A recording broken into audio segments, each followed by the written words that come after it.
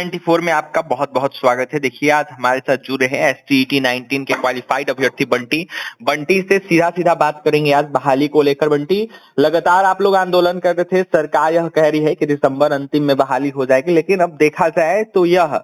2022 भी खत्म होने वाला है, दिसंबर का अंतिम महीना है और देखा जाए तो आज जाकर 26 तारीख है। लगातार बहालियों की मांग कर रहे हैं, डेट पर डेट जो है वो बताया जा रहा है, दिया जा रहा है बहाली को लेकर, लेकिन देखा जाए तो सब कुछ पार कर रहा है, आप लोगों का उम्र पार कर रहा है, तो क्या कुछ कहिएगा?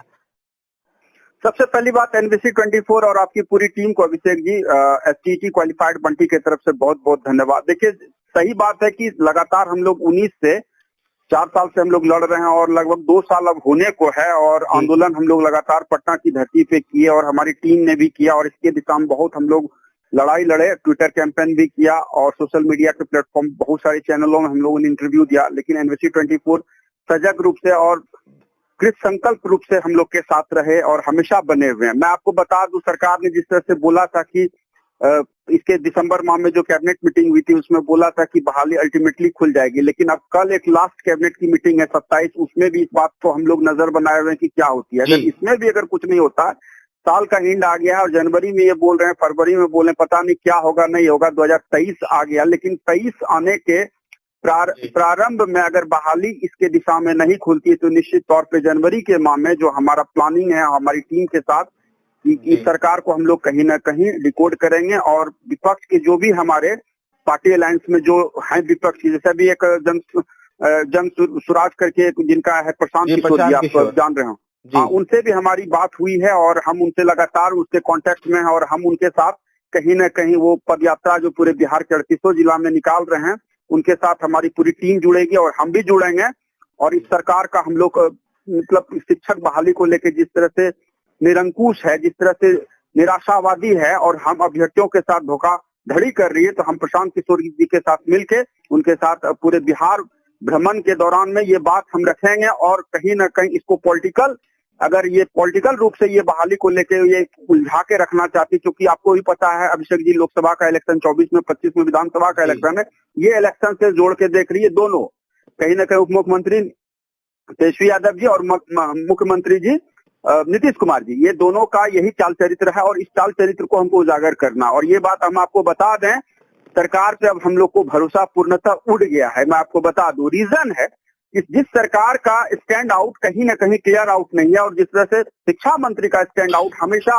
घुमा फिरा के वो बोलते हैं कि सेंट्रल से आप मांगो, मोदी जी से मांगो, जबकि आपको पता है ये बहाली सेंट्रल की नहीं है, ये बहाली कहीं ना कहीं स्टेट गवर्नमेंट की है। चरण जो है वो 7वां चरण जो देने की बात है वो स्टेट गवर्नमेंट की, लेकिन स्टेट गवर्नमेंट इसके ऊपर कहीं ना कहीं संज्ञान नहीं ले रही है और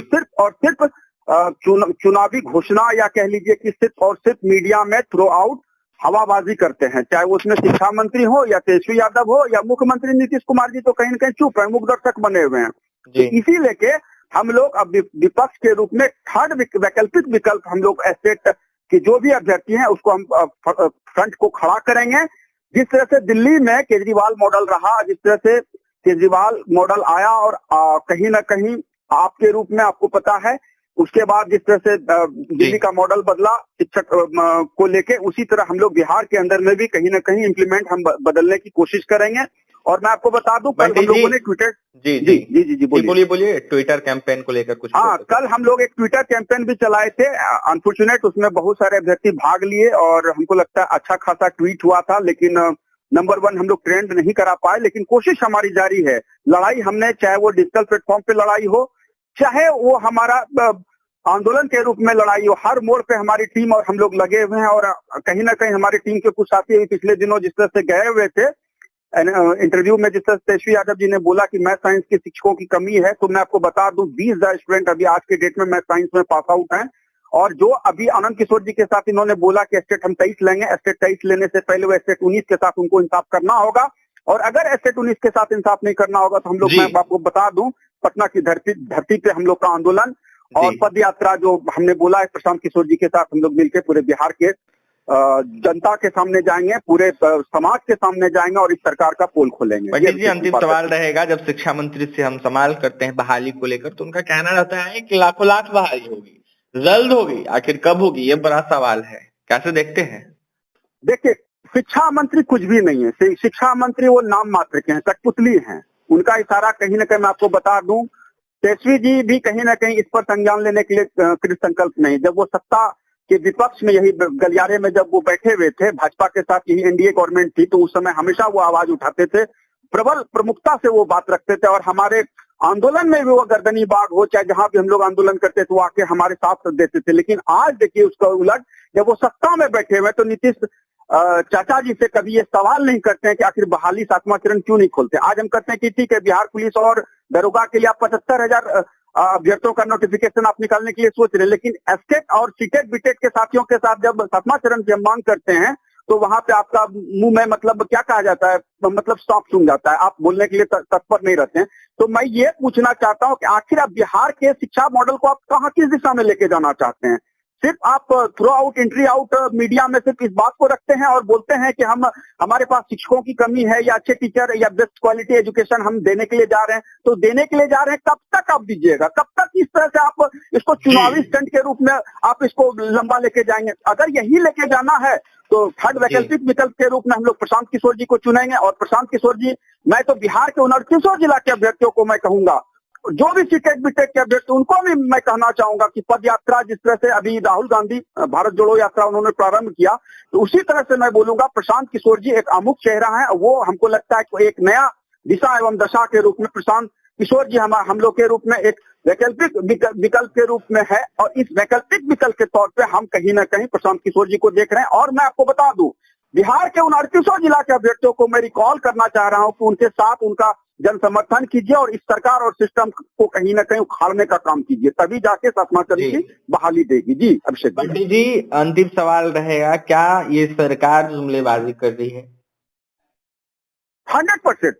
100% जुमलेबाजी, 100% आप कह सकते हैं अभ्यर्थियों के साथ ये छल करती है, बड़ी करती है। और इसके सबसे बड़े अगर कोई मेन आदमी है तो वो नीतीश कुमार जी। नीतीश कुमार जी ये बता दें, स्पष्ट बता दें कि हमारे पास फंड नहीं है, हम बहाली नहीं करेंगे। आप जब इसके उलट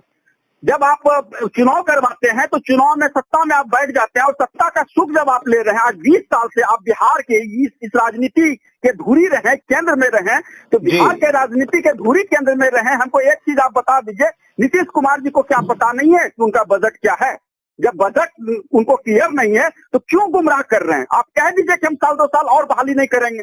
अभ्यर्थी दूसरे तैयारी में लग जाएंगे या दूसरा रोजगार फिर तलाशेंगे। लेकिन ये जो जुमलेबाजी कर रहे हैं मीडिया में या प्रिंट मीडिया में, न्यूज़पेपरों में जिस तरह से फ्लैश आउट होता है, सचिवालय से जिस तरह से फ्लैश आउट होता है, इसका क्या आधार है? इसका मतलब आप कहीं ना कहीं अभ्यर्थियों को गुमराह करते हैं, जनता को मूर्ख बनाते हैं, और कहीं ना कहीं उनके विश्वास के साथ, उनके परिवार के साथ कहीं ना कहीं धोखाधड़ी करते हैं। और आप जब इलेक्शन की बात आएगी तो उस इलेक्शन में हम लोग बिहार के 29 जिला के अभ्यर्थी, इसका जवाब हम आपको देंगे। चलिए, तो देख सकते हैं हमारे साथ बंटी थे, एसटीईटी 19 के क्वालिफाइड अभ्यर्थी हैं। बंटी ने तमाम आरोप लगाया है, तो वहीं बंटी का यह साफ कहना है कि सरकार धोखाधड़ी कर रही है, जुमलेबाजी कर रही है, और हम अभ्यर्थियों का जो लाइफ है, जो तमाम दिक्कतें हो रही है, वो नीतीश कुमार को नहीं देख रहे हैं। तो वहीं नीतीश कुमार बस ऐसे ही घोंसलेबाजी कर रहे हैं। शिक्षा मंत्री बस एक कठपुतली की तरह है, उनका दावा पूरे तरीके से फेल है। जब उनसे बहाली की मांग की जाती है तो शिक्षा मंत्री की तरफ से यह कहा जाता है कि केंद्र से मांगिए, उनका 16 करोड़ रोजगार कहाँ गया?